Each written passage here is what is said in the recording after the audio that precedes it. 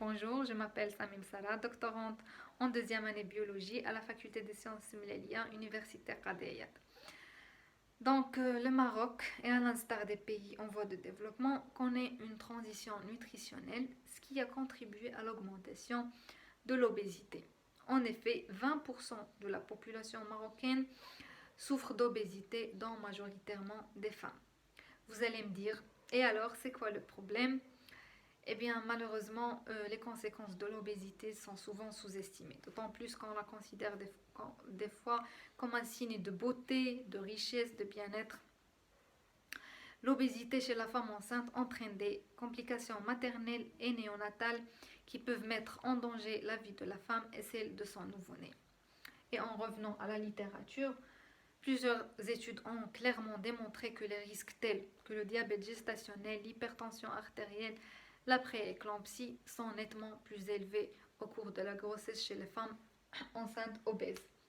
Non seulement chez la femme, mais aussi chez son nouveau-né, puisqu'il risque d'être macrosome, ce qui explique le nombre élevé d'accouchements par césarienne, comme il peut présenter des malformations congénitales, en particulier les anomalies de fermeture de tube neural.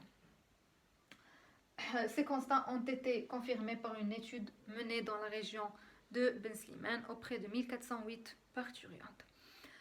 En plus de ça, il y a la prise de poids qui est un facteur essentiel à surveiller chez les femmes enceintes obèses, puisque l'obésité associée à un gain de poids excessif peut entraîner davantage la survenue de ces complications maternelles et fœtales. Et c'est pour cette raison que l'Institute of Medicine a établi des recommandations dans ce sens et a fixé un gain de poids entre 5 et 9 kg pour les femmes enceintes obèses. Que peut-on faire devant cette situation? L'idéal, c'est d'entamer une grossesse avec un poids normal.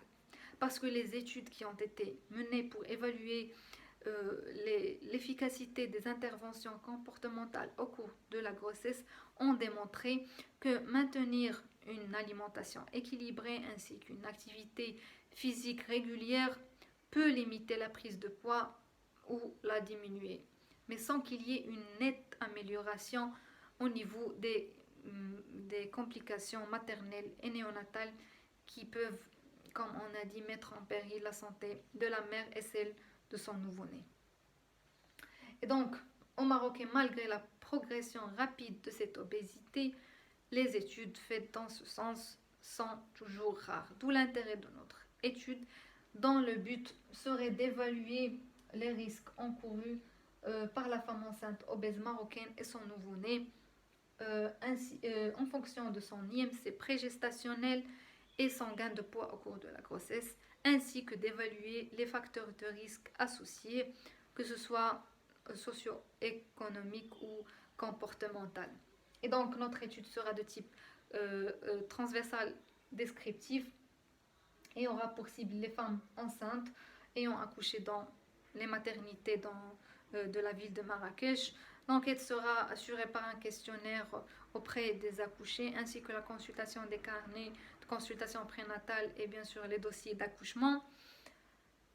Et donc, en conclusion, les femmes enceintes obèses doivent être considérées comme un groupe à haut risque qui doit bénéficier d'une prise en charge précoce, multidisciplinaire et adaptée. Merci.